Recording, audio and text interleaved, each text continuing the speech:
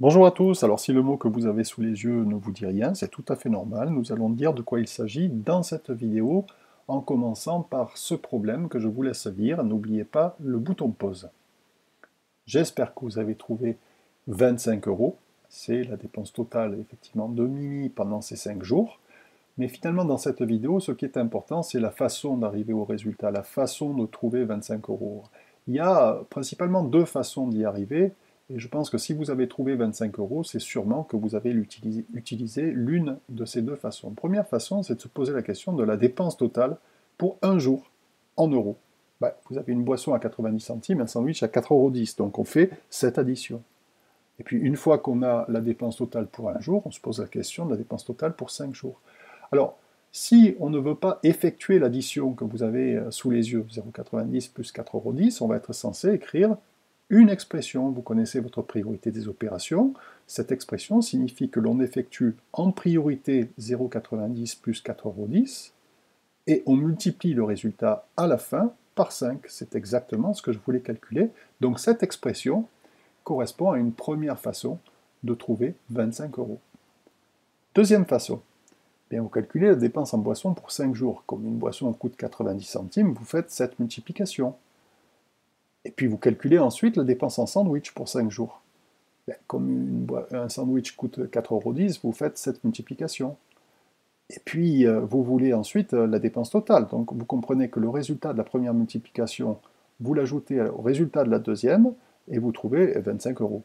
Oui, mais si vous ne voulez pas effectuer ces multiplications, vous allez écrire une expression, celle-là. Et encore une fois, vous connaissez votre priorité des opérations, vous savez que la multiplication est prioritaire, et que par conséquent, on va bien faire 5 fois 0,90 en priorité, 5 fois 4,10 € ensuite, et l'addition à la fin. Donc voici une expression qui correspond finalement à la deuxième façon de trouver 25 euros. Dans les deux cas, ces deux expressions-là nous donnent 25 euros en résultat. Par conséquent, je peux me permettre d'écrire le signe égal entre les deux. Deuxième problème. Encore une fois, bouton pause, je vous laisse réfléchir. J'espère que vous avez trouvé 21 cm². C'est effectivement l'aire du rectangle ABCD.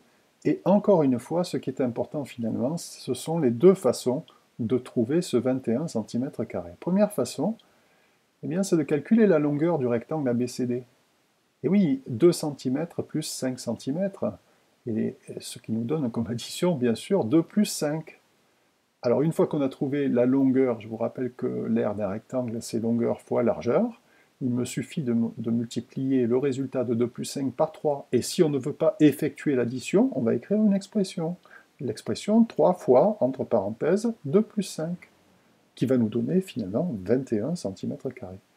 Je retiens que cette expression nous donne 21, et j'attaque la deuxième façon. La deuxième façon, c'est de calculer l'aire du rectangle vert que vous avez sous les yeux. Longueur fois largeur, c'est 3 fois 2. L'aire du rectangle rose, longueur fois largeur, c'est aussi 3 fois 5 cette fois-ci. 3 fois 5, 3 fois 2, j'ajoute le résultat de ces deux multiplications, mais si je ne veux pas les effectuer, ces multiplications, j'écrirai cette expression, 3 fois 2 plus 3 fois 5.